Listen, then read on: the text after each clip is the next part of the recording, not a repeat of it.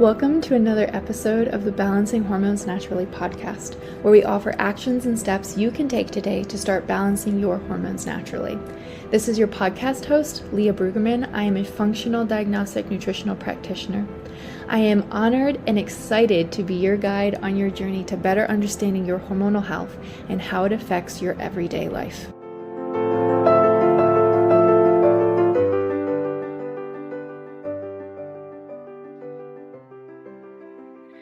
Hello, ladies. Welcome back to another episode of the Balancing Hormones Naturally podcast. We have our second male guest. Another male has made it on.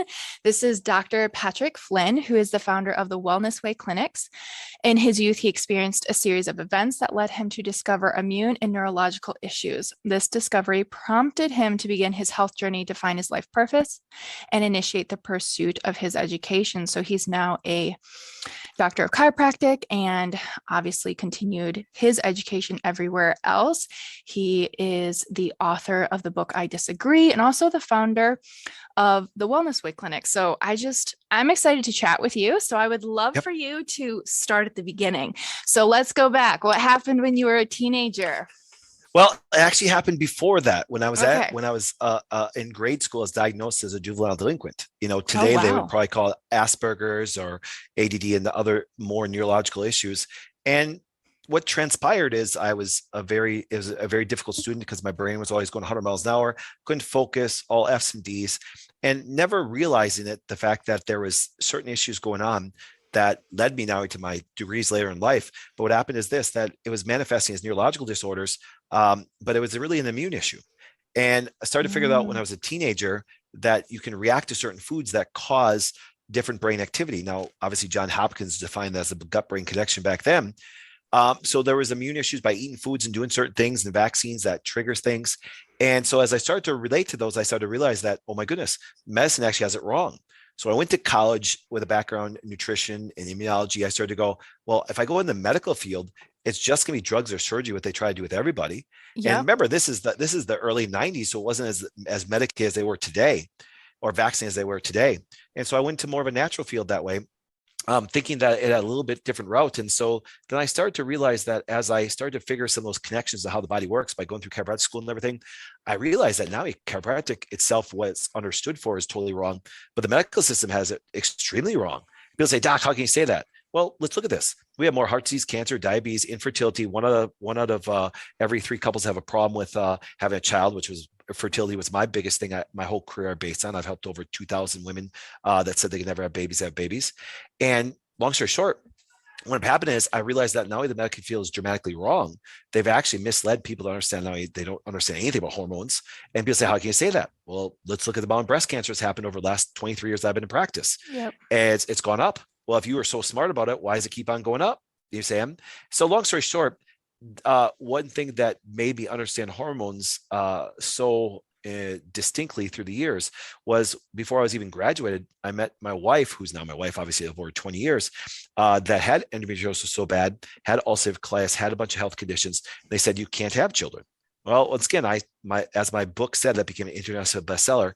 I looked at what the medical field and even some of the natural field was telling them. I said, I disagree. They're wrong.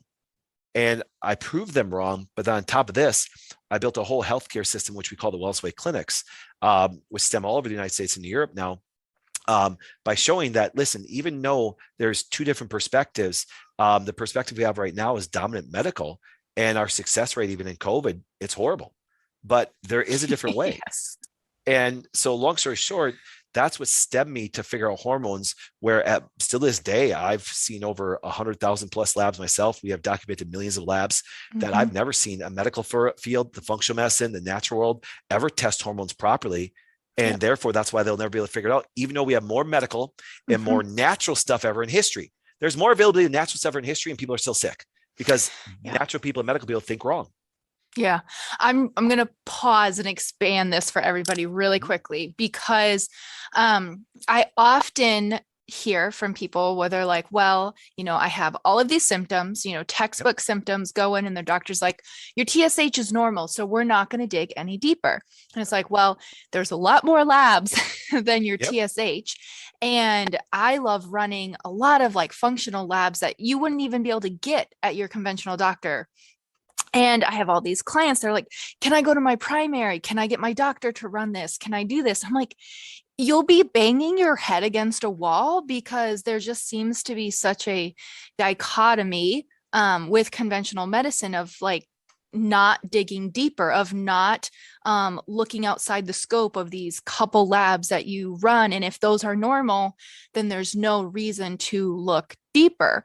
But instead, you have all of these patients, I'm sure, who come to you with normal labs and you dig deeper.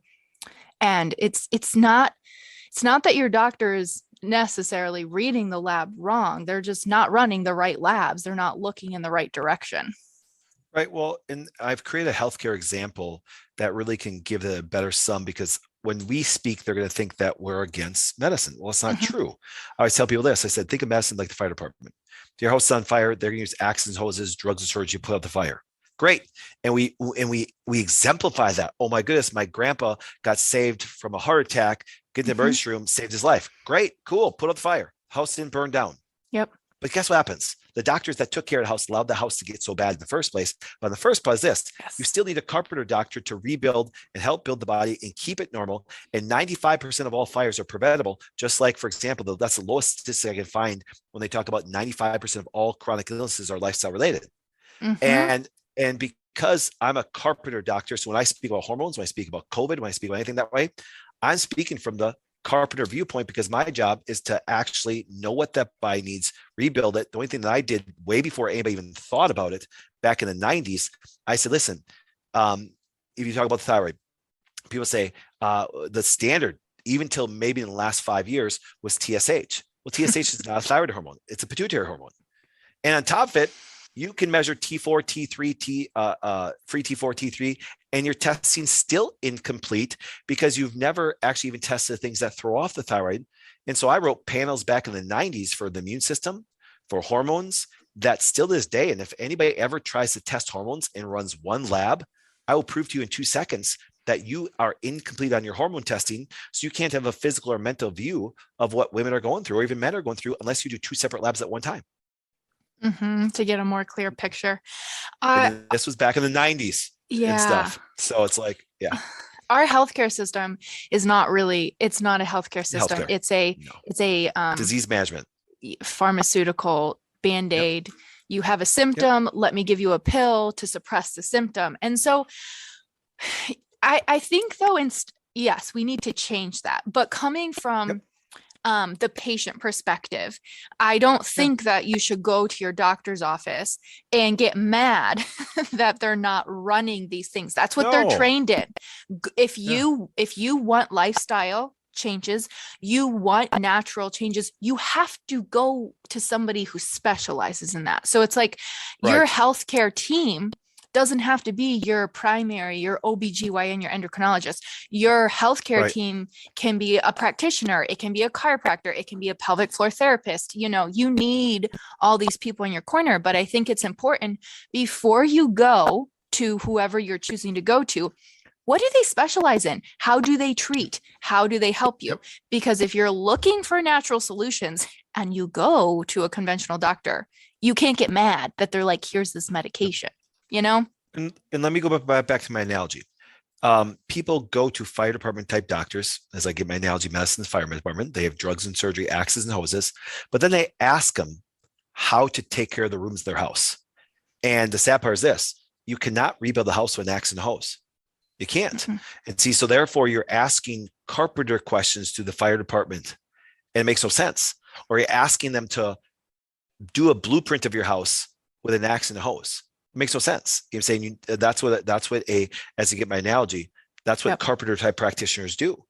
And the sad part is this, where I've always been a little bit more critical of the natural world, because people think, well, the carpenters are a natural world. That's not really true, because the natural thinking is, people say, doc, instead of taking levothyroxine for my thyroid, what can I take naturally? Well, that's just still fire department thinking with natural things. I always tell people, instead of using chlorinated water, they use spring water. It's still a wrong thinking. I know it's a good analogy. My analogy is the best. They are really good. Yes. Well, because that is communicable, because people go to doctors, both medical and natural, and they sound smart and they walk out and say, what the hell did I just listen to? So I've created analogies so people could actually communicate this. When I speak on huge medical stages, and actually, believe it or not, the medical doctors and stuff love my analogy because listen, if you broke your arm, there's nothing that a carpenter doctor can do right now, because if it broke through and you're bleeding, get some stitches, take a bunch of drugs. I always tell people, have a bad tooth and don't get Novocaine. You're a stronger man than I am to get your tooth drilled without any Novocaine. You know what I'm saying? There is a purpose for drugs or surgery. The sad part is this, but I know what everybody wants here. People say, Doc, I'm here for healthy hormones. No, you're here for health. Having normal hormones is healthy. But here's what happens this. You cannot attain health from a fire department doctor. It's inattainable because there's no drug or surgery that will get you back to normal and get you healthy. Yep. And I think that's a learning curve though for people, because they're used to getting those, like, pick up your prescription from the pharmacy. And so then they go into the natural world, and a lot of naturopathic doctors are very similar, as in, okay, you have an adrenal issue. Here is your adrenal cortex. Yes. It's the same thinking. It's the same. That's why I said that the alternative world is no different. Zero. It's no different, because you know why? We have more access, even because of Amazon, to natural things to buy ever in history. We have more naturopathic schools, we have more nutrition schools and more stuff of this. And it's like, because that's where they've all lost the boat, because the thinking hasn't changed. That's why I had to come up with an analogy of saying, listen, and the one thing that people don't realize is you can actually figure out the blueprint for everybody's house based on specific labs, and then start to give what they need. And the tough part is this, is people, because they don't move in that world, because their conventional doctor won't do it, they say, well, I don't want to pay for it. Well, then guess what? Then depend on the system that's going to make you sick and put you on the statistics that 1 out of 2 of you are going to die from heart disease and 1 out of 3 are going to die from cancer. Dang. Yeah, it's true. It's true. Yep. And also that goes with the same conditioning that we would much rather take a supplement than make a lifestyle shift that got us sick in the first place. There's not enough Genema to actually counteract your sugar addiction. Because Genema can actually reduce the absorption of sugar through your mouth and through your intestinal tract, but you can't outrun a bad lifestyle. You cannot. And so therefore, I don't care what naturopath tell you, I don't care what chiropractor tells you, I don't care all this. If there's not those changes, what happens, I tell people, the carpenter doctor is more like a tour guide. You can jump on the bus anytime you want. He'll give you a great tour. You have to take participation. If you do not, there's nothing that the natural will ever do for you. Just a quick break to remind you that if you are not already seed cycling with us, you should be seed cycling with us. The benefits of seed cycling are amazing. They contain so many nutrients that are necessary for hormonal balance, including zinc, manganese, vitamin E, all of the good things, amazing for egg quality. And while seed cycling is not the end picture, like that's not all that you'll have to do to maybe achieve the things that you're looking for in your health, you guys, it is the easiest thing that you can do. So 1 tablespoon of pumpkin and 1 tablespoon of flax seeds from your period to ovulation, and then switch to sesame and sunflower. So that is 1 tablespoon of each of those seeds every single day. You want to be buying whole, organic, and then grind them before you eat them. The reason why you don't want to buy ground is that they go rancid within a couple weeks. So unless you know where your seeds are coming from, how long they were sitting on the shelf, they're probably rancid by the time you get them, okay? So start seed cycling with us. And as always, if you want to make this even simpler for yourself, that is where Funk It Wellness seeds can literally change your life. They are organic, they are certified B Corp, all of their seeds are they get them from the best places, and you can get them shipped to your door. So it literally doesn't get any simpler than that. And it's a subscription. So literally, Happy Hormone subscription box. I can sign up for that. Yes, please. So you can get yours shipped to your door. Right now, they're only in the US. So if you're outside of the US, I apologize. But if you are inside of the US, take advantage of the flash sale that they have going on. You can use code LEAH, LEAH 20 to save 20% off of your order. And you even save already on your subscription. So I love seed cycling, but I will say that sometimes it can get hard to stick to because it's hard to find quality seeds, and sometimes I forget to grind them and then I don't get my seeds in for the day. So Funk It Wellness makes it super simple. Literally, they're shipped right to my door. They grind them right before they ship them, so I know that they're not rancid. They have certified B Corp companies that they get their seeds from, so they're super high quality, they're organic. So yeah, I'm much more consistent with my seed cycling now, thanks to Funk It Wellness. Yeah, knowledge is not power unless you actually implement it. Well, so like I said, if knowledge was power, I hate that when people say knowledge is power. No, it's not. We have more knowledge that tips our finger of the internet. If knowledge was power, we'd all be skinny, rich, and happy. But guess what? Most people are fat, broke, and unhappy. And we have more knowledge ever in history at the tip of our fingers. Yeah, having to implement it. Yep. Let's dive a little bit into a topic that I know you love to talk about, the battle between the sexes. So I would love you to what made you kind of coin that phrase a little bit? Let's dive into that. Yeah. Well, what I did as a young practitioner, I realized that there is a physical change that happens to hormones. And we talk about those all the time. We look at the fact of what happens to a young man when he has puberty, changes his body, changes his sex drive, changes even his brain, how he thinks that way. And we see all that development that happens. We see that in women. Breast develops, all their body develops. But then what happened is I didn't realize until I actually started digging into it and sitting across from females for 23 years is that there's a mental change that happens with hormonal changes. Yes. And we see it dramatically with women because their hormones fluctuate. But men cycle too. It's just not as dramatic. Mm-hmm. And then I realized that testosterone has a much different effect on a person's thinking than actually that estrogens do. And then I realized that holy mackerel, any male or female that think women can think the same, act the same, or even really see the world the same, they've lost their mind. And it's why there's so many divorces today. And that's the battle. The battle is actually going. So when I realized what hormones did to a male brain, what did the female brain, it's very easy to see a woman's perspective. It's very easy to see a man's perspective. But if you ever think of it this way, I'll ask a woman to describe their ideal man. And they'll say, well, he's caring, he's sharing, he likes to snuggle. I said, girl, you just named another freaking woman. That's not what testosterone does to a guy's brain. Ladies, when was the last time you ever bent over and your husband didn't slap you in the butt? Do you understand? And it doesn't make him a pig, disgusting, and perverted. It actually makes him the God-given testosterone levels that he has in our feminist world, in our world of actually thinking that men are supposed to be like women. It's crushing men, and I'm sorry, I disagree with it. And women, if you think you can be as sexual as men, you lost your freaking mind too, because you don't have the testosterone levels, and your levels fluctuate every single week. And even if you're healthy, you're lucky if you can have a sex drive 2 weeks out of the month. So this concept that we're going to change our mental behavior without a hormonal change, they've lost it. And that's why women struggle trying to be men, and men struggle trying to be women. And sorry, it's biologically impossible. It needs to stop. Churches need to stop it. Feminists need to stop it. I hate to pick on them because, sorry, women, you actually try to keep up with a man sexually or even keep up to him energetically, you're going to get sick because your body will shut down. And it's why so many women are sick today, because they're trying to keep up with the Joneses. You are so welcome on this podcast. So but that's just biology. I can show you the textbook.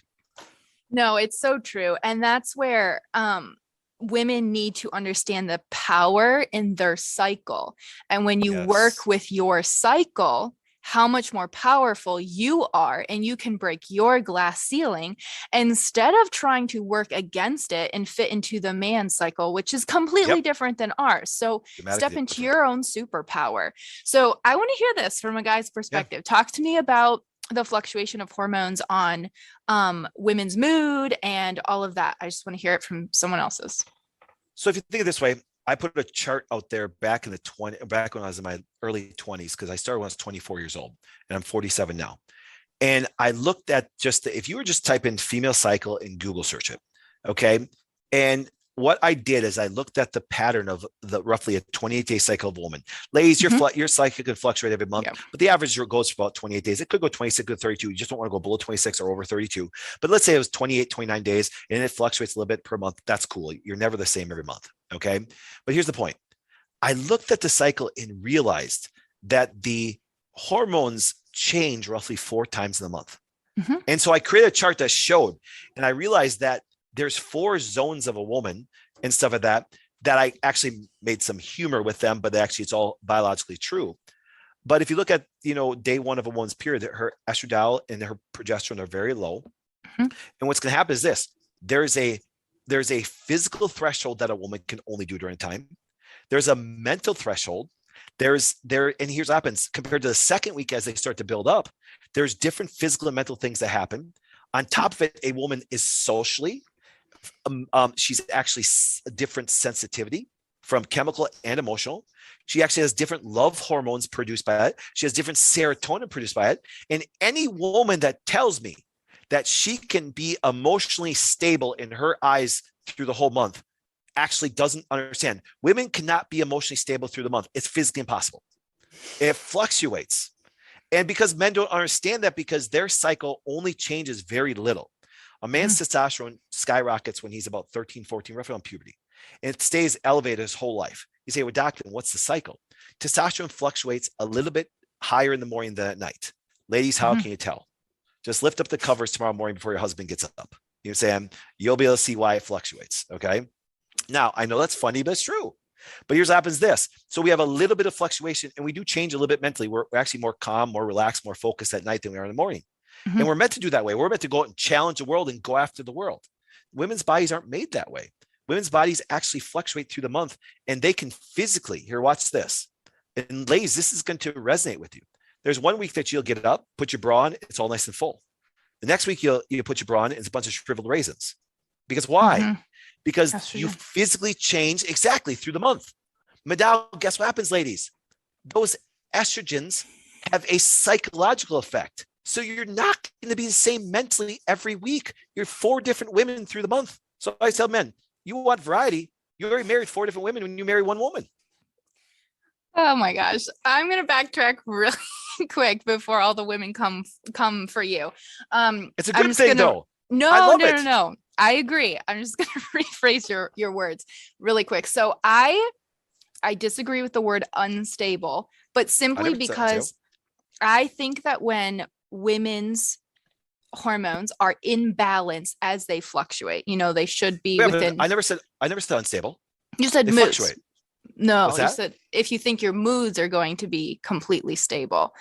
And I think that yes. Well, remember, because here's what happens, because women say this all the time, and I bet you experience this. Doc, I feel like I'm all over the place. You're supposed to be all over the place. So I never said unstable. Unstable would be abnormal. Do you understand? That'd be like maybe your estrogens are too high during the first week and too low during the third week that way. Remember, that would be actually an abnormal hormone. See, as far as their moods are going to fluctuate. Their serotonin levels fluctuate based on their estrogen levels and everything. So what I mean by this, if you think you're going to be straight across and your mood's going to be the same all the time, it's virtually, it's biologically impossible. Yeah. No, I agree. I agree with that. And I think that if your fluctuations are in balance, your ratios are correct, and you understand that some parts of your cycle, you're going to be more sensitive, you're going to react differently. I think preparation is so huge. I know, as I head into that luteal phase, someone may say something and I might just want to fly off the handle, where opposed to earlier, I may not want to. So I think understanding that in preparation is really, really big. So how do you, go ahead. Well, when you talk about the luteal phase, the reason why it's dramatic and they're more sensitive because they're supposed to be, because it's their fertility time. But also remember this: progesterone takes over and your adrenals take over. See, in the first 2 weeks, your ovaries dominate in your production hormones. In the last, in luteal phase, your adrenals do. And it compensates for the demand of progesterone and everything. And therefore, of course, you're going to be more sensitive. That's why I always tell people during my seminar, calling a woman sensitive is a very derogatory term. It shows me that you don't understand women, because you know what happens? You want them sensitive. That's what they're supposed to do. It's just that because it changes week by week and you don't understand it as a male, doesn't mean anything's wrong. And that's why I always tell guys, I mapped out the 4 zones and I named them as they thing, just because to give a little understanding for males, is you should know your wife's cycle like the back of your hand, because then you can understand when she needs help and when she's going to be more relaxed, when she's going to need, a little bit more food, when she's going to need a little less food. And it's so much easier being a male because we fluctuate very little, but we do have a little fluctuation. But the most that happens is we get a little bit more calm compared to a little bit more excited. It's much easier for us. So I sat and mapped that out when I was in my early 20s. And then I realized that not only do doctors not understand that, even female doctors don't understand that, is the fact that it's like, and then they don't even test everything properly. And so then I was telling you this, if you don't test a woman properly, you will never have a physical and mental actually picture of what their hormones are at. So you're making clinical judgments on their conditions based on the fire department viewpoint of giving them drugs or surgery without having a complete picture of their blueprint. And what's causing your hormones to be off in the first place? Because something's always driving that. And I can honestly tell you, I have predicted for both of them what I believe it is. Yeah. Both male and females. Go for it. What do you think it is? Number one, dominant. No one will change my mind. I can show you millions of labs on this. Not joking. I'm saying millions. Is by far number one thing that throws off women's hormones is mental stress. Number one thing that throws off guys' hormones is sugar. I don't work with guys, so I don't know that, but 100%, 100% with the women. And we talk about this. We've had multiple guests on that talk about this. You can eat the right food. You can take the right supplements. If you do not manage your nervous system, manage your stress, you will still have so many issues, because your body's going to prioritize keeping you safe over sex hormones and making babies. So, well, on top of it, fight or flight hormones, which once again, they steal from the anabolic hormones. And what happens is this, and that's why when it comes to guys, testosterone is not affected by stress. Actually makes them stronger. And that's why I know when women that are feminists get very mad at me when I say, guys, listen, you're meant to handle stress. Women are not, because here's what they think I'm saying. They're saying, you're telling me that I'm weak. No. I'm saying that you could have a husband and wife that are dealing with a mental stress, and the woman could probably even mentally deal with it better. But as a doctor, what I'm concerned about is tanking her hormones where he could actually handle it and he won't get sick over it. Yep. It's really important That's what I'm saying. Know that. And you can test for that. You know what I'm saying? That's why people say, Doc, what's the most radical thing you've ever told a woman in care? When I look at the stressors, you know what I'm saying? Because stress is more than mental, but mental stress is by far the biggest thing. I looked at a woman and said, man, you don't divorce this guy, you're going to stay sick. How did that go over? Extremely well. She's like, Doc, I just need to hear it from somebody else. So what are your top stress reducing, or what advice do you give to women who to start managing their stress when things are going crazy? I'm happy I answered this, and I believe I got such a unique answer in this, and that's why I think I've dominated so well in the female hormone realm, is the fact this. And remember, I'm telling you from having, not joke of all, because I have a lot of clinics all over the world and actually add more every single month, is the fact that, so I get all the labs. I'm a big data collector. Okay. And I can honestly tell you this, whenever you sit down with a lab and you show the woman that there is high mental stress hormones going crazy in their body, do you understand, by just bringing that unknown to the known for a woman, they can tell when it happens, and they purposely actually mentally manage their stress better just by knowing that this is hurting them. It's like bringing the unknown to the known. And I was so, because I did a patient go, Doc, man, I got that stress and I felt it, and I just shut myself down right away. I did some things. I got away from the stress, and their life got better. Now, once again, that it could have been your job. It could have been a man. It could have been something that way. It could have been, now remember, there's more than mental stressors, but just by them knowing that this was something that was affecting them, now they actually manage their life better with it that way. Now, Are there other natural things that they can do? Yes, there's breathing techniques, there's California poppy, there's CBD, there's marijuana, there's a ton of things that you can do to calm some of the stress down. But I think one of the greatest tools that women ever got was me saying, this stress is killing you. Mm-hmm. And they're like, now that I know that, when I know it comes on to me, I can put the brakes on it because they have the control over it. And that's all of a sudden it's like, doc, I do say something funny, but there is some truth to it. I look at women and say, okay, ladies, and I did a massive, when I was 26 years old, I really started want to understand the stressors of men and women. And I put out surveys everywhere through my town. And I got about 10,000 of them. And I said, name your top 3 stressors. So that's why I like humor. So I use a joke. I say, ladies, who stresses out more, men or women? All the women go, women. And I say, who causes women most stress? Men. And I can honestly tell you, 99.98% of surveys, of 10,000 surveys, put men in number 1. I know how hard it is to get quality meat. For a lot of people, my recommendation has always been to find your local farmer. Get to know your farmers. Get to know, what their farm is like, what their practices are like, all of those things. But I know for some people, that drive is too far and it's not easily accessible. And that is why I'm excited to tell you about ButcherBox. So we used to live very close to some farmers that we used. And then when we moved, it was not as easily accessible to us to get all of our meat that we were used to getting. So we tried ButcherBox, and what I would definitely recommend from them is their grass-fed beef and their pasture-raised chickens and their wild-caught salmon. Those are my 3 favorites, and definitely worth it. We had some of their steak last week, and it was so good, literally. I mean, Seb is getting really good at grilling, but 10 out of 10. It was so good. So definitely recommend it. You can get $20 off your first box at the link in the show notes. And let me know if you guys have any questions. You can customize your box or pick all beef or all chicken or whatever you're looking for. And it's shipped right to your door. So save you a trip to the grocery store and standing in line, which, by the way, for some reason, the lines are extremely long these days. That shocked me. I was like, and then, because you know why? Because, and I was like going, are men really that much stress? Yes and no. Yes, because they don't understand women, so they stress them out.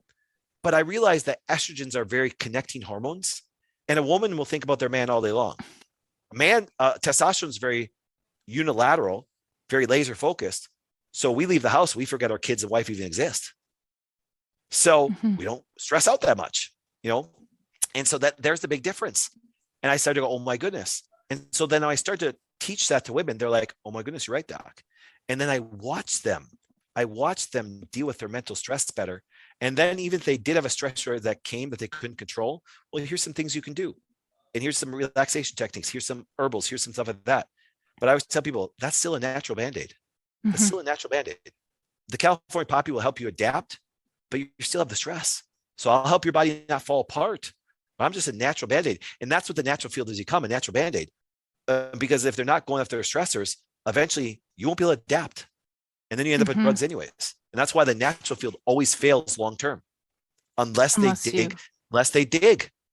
Yeah. And so I trained all my doctors of chiropractors, of medical people, of MDs, of nurse practitioners. One of my nurse practitioners just walked by as I just said that right now. Guess what happens? She can prescribe every drug on the planet, but she's like, no, unless you're in a fire, no. Do you understand? I speak about a conference, say, listen, guys, stop giving out drugs and antidepressants like candy. On top of it, you're going to find out that most women take antidepressants, not because there's something wrong. It's because they don't realize they fluctuate through the month. Yeah. PMDD is such a big one though, especially with lacking those vitamins. Labs are awesome for that because I think that so many women are stressed, but not admitting they're stressed. You just keep piling on. But when that data is right in front of you and you go, oh, that's how it's affecting my progesterone, that's how it's affecting my minerals, then you can go, okay, now I can actually do something about it. So I like that. Okay, so you mentioned that your wife had endometriosis. Could we talk a little bit about the common versus normal when it's dealing with a lot of symptoms like endo or PCOS or just hormonal symptoms in general when they go into their doctor and they're like, hey, I have painful breasts, I have really heavy periods, I have to take like a whole bottle of Midol when I have my period, and your doctor's like, well, that's just normal, sorry. Like, what are your thoughts there? Well, remember, let's talk about this. I've done this at seminars. I do this with women all the time. I'll say, hey, is PMS normal? You know what most 9 out of 10 women say? Yes. I said, no. It's not called premenstrual normal. It's called premenstrual syndrome. See, but don't confuse common with normal. See, because we're in a disease management, a condition management, a fire department management system, it's very prevalent that when you're young, that you see a fire department doctor called a pediatrician. Sorry, pediatricians actually pediatrician is probably the most useless doctor on the planet. But the idea is this: they just make your kids sick and they make you sick and then by the time a young girl gets her period, they never knew how to take care of a child or take care of a young lady. And so they end up with some hormonal disruption. And then the best thing they got for them is actually birth control, which by definition is the endocrine disruptor. And I don't know how you endocrine disrupt a woman back to normal or a young lady back to normal. And so because it's so prevalent and common that we have this kind of system, that's the thing. That's the people realize they actually equate all these things because it's more than 50% of these young girls, roughly about 80% of young girls have some form of PMS. That they say, well, it's common. Do you say, no, I mean, it's normal. No, it's not normal. It's common because of our way of thinking of how we take care of people. So when my wife ended up with endometriosis as a young girl, and I remember I met her when she was 23. When it happened is this: I'm sitting there going, okay. I asked her for what the doctors have done with her. And at this time, we're just talking endometriosis. You're not talking about the doctor that want to rip it out of her uterus, the doctors that have her on a ton of medications, the natural people giving her a ton of supplements, the chiropractor just adjusting her and telling her everything's going to be okay. And I'm tearing on both of these fields. Do you understand? Because they were just trying to use natural therapies that where medicine didn't work and all these things like that. And I looked at my wife and I said, let me see your labs. Because remember, as a kid, I realized that I didn't know that eggs were disrupting my system until I tested. You know what I'm saying? And then I go, oh my goodness, this is inflammatory for me. Pulled away. Wow, my brain got better. You know what I'm saying? And long story short, I looked at it. I said, let me see your labs. And I'm going, oh my goodness, they don't measure hormones correctly. Because here's what happens. We know that testosterone is the male dominant hormone. Okay. But what is the female dominant hormone? Now, remember, we all have the same hormones. It's just that we don't have the same amounts. Okay. Right. And that's why we can mentally never be the same. But what is the hormone that makes women who they are? What's that hormone? Estrogen. Estrogen is not a hormone. It isn't? Nope. What do you classify estrogen as? Well, I'm not classifying it. So I'm going to show you what's classified as. Okay. Estrogen is not a hormone. Okay. Estrogen is a term. Okay. That describes many hormones. Okay. So for example, and people say, oh yeah, doc, that means estradiol, estrone, and actually estriol. What about the 7 other of them? And so here's what happens this. So when they, in a cycle, they look at estradiol being the most common dominant one. Right. And so they measure that. And if you're menopausal, they measure estrone. Well, do we just forget about the other 9? Yeah. And so when they looked at my wife's estradiol, they said it's normal. So they were confused. So what I did was I took a snapshot and a picture of all of them. And I called up the largest lab in the world and said, listen, can we measure all of them? Here was their answer. Yes, but why would we? Insurance doesn't pay for them. Right. I'm like, I have a sick, suffering wife that has a kind of an estrogen-based condition, estrogen dominant-based condition. But see, the medical field was confused because they just measured estradiol. So when you measure all of the estrogens, estrogen is not even a real term. It's estrogens, throw an S on there. Right. You follow me? And then here's what happens this. You cannot get all the estrogens from one lab. You have to run blood and urine together.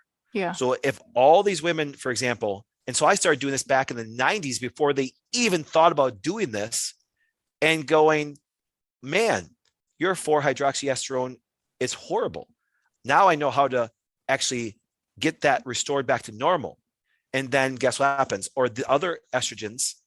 And I started to watch these estrogen conditions resolve to the point where that, and remember, did I measure all the other hormones with it? Yes, I did. But I just love when people run a blood panel and measure estradiol, and that's it. Or even throw in estrone. I'm going, you cannot judge a woman's body with an incomplete view of their hormones. And I still say that today. And I literally have millions of labs with all the clinics and stuff like that. And I can honestly tell you, do you know, in 23 years and only clinics all over the world, I've still never seen one woman come in and ever have their hormones tested properly. Yet they've given them drugs like crazy. They give them supplements like crazy. They give them natural therapies like crazy. And guess what happens? And I'm like, oh, wow, you've measured 1 or 2 of the hormones and you're trying to judge what to do with a woman. Sorry, it's a different perspective. No, it's true. I think also as well, like hormones are only a part of the picture. I really think you have to look a little bit outside of just your hormone labs as well. Of course you do. Of course you do, because here's what happens. I'll throw you a whole big loop on this. Hormones are never a primary problem. Yeah. Remember I said I got her hormones restored. Remember, restoration, if you're going to find out this, it's like this. I can always tell when there's a functional medicine person, they always have some adrenal protocol, which I laugh about. And the reason why I laugh about it is this way is because, sure, give some things for your adrenals, but you better find the stressors. You see, and remember, because here's what happens this, without finding the stressors, you're just naturally adapting to something for some time. And that is a Band-Aid for a short time. See, people know me as a hormone guy, but what they didn't realize is I figured out all the things that disrupt women's hormones. And guess what happens? And it could be a physical stressor. It could be a mental stressor. It could be a chemical stressor. It could be an infection. It could be a pebble in your shoe. Do you understand? And that's how, and then you can support their balance back there. But if you don't dig for those stressors, you'll never balance any hormones. So as I talk about hormones, but here's what happens this, the hormones are actually by nature called a messenger. So when you do run a hormone lab, it can direct you at where some of those stressors are coming from. Listen to the messenger. Yeah. No, I love that. And I think it's hard though, as well, for women when they come from that, take a pill for this, take a pill for that. And they go, I have symptoms of low progesterone. Great. What do I take? And it's like, well, what's causing you low progesterone? That's where you have to go. So it's never a quick fix. And they're wrong. It's not a bad idea. And I know a lot of people can understand this. If you do look at the natural world, I have no problem with somebody, give them chaste or something like that will give them some fuel in the tank. But just like medicine, all that does is bide you some time. See what I'm saying? And that's why, because if you don't start digging, eventually the chaste tree won't keep up and they'll end up on some drug anyways. That's why the natural field always fails, because they just take chaste tree. Oh, look, even your lab came up a little bit. Yeah, let's wait for about 6 months. And as those stressors and stuff get worse and your body degenerates more and it can't keep up on it that way. See, that's why you have to be a carpenter. You need to find out how to rebuild that body and maintain it and actually find out what's actually causing that room to rot. See, that's the big difference. See, so as we talk about hormones, talk like this, remember, you got to go back to rebuilding the body. You got to go back to finding what's throwing those things off. And that's what, and remember, and that stuff can be tested for. Mine just happened to be an egg. Do you know what I'm saying? It was a chemical stressor that was draining my body and stuff to the point it caused me such an immune response that it almost killed me. So, Food issues can be serious. So how can people find you? How can they find one of your many clinics across the US? Where are you on all the platforms? Well, actually, I used to be on all platforms until I got kicked off. Oh, yep. They wiped me off YouTube. They wiped me off of Facebook, and I had hundreds and hundreds of thousands of followers and stuff like that. Now, the funny part is I do have a brand page for like the Wellness Way. My main thing is this, and we have a huge show that we do every Saturday, millions of views every single month. And I call it A Different Perspective. And the reason why, and so it goes, you can go to The Wellness Way, because that's the name of all the clinics. It'll show you a map of all the clinics across the world. But what happens this is I have so many videos on there. And here's one thing which is very unique. People do not see a lot of product or a lot of things on there on my videos, because here's what happens is this. I'm so big into testing. I'm so big into that each person's body is very different, that, believe it or not, Chase Tree doesn't affect every woman the same. No different than a COVID shot does everything the same for everybody. You see them? So that's why they say, everybody takes this, it's going to be, that's not true. That's not true in the natural world or the medical world. And so therefore, but the one thing that I've spent so much time is teaching people the anatomy, the physiology, the biochemistry, how things work, and how they can map that out. You know what I'm saying? And mapping out is actually having testing that really actually is very specific to them.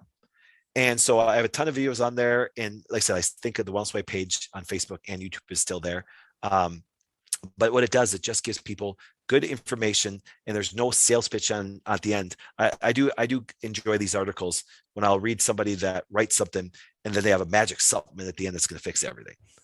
That drives me nuts and stuff of that. I don't believe in that. I think that's misleading. I think that's why the natural world doesn't have the credibility it should have, even though they can have positive changes like talk about Chase Tree. But the idea is this: we need to get back to actually having some very unique individualized care that's very specific for an individual, which now that can lead them on what they can do so they can restore their health. So therefore, once again, that when a doctor tries to do general things of an antidepressant and all these things like that, it makes no sense to them anymore. They want to know specifically about their body. All right. I love that. Well, thank you very much for being on. It was a pleasure to chat with you. Well, thank you so much for having me. I appreciate being on.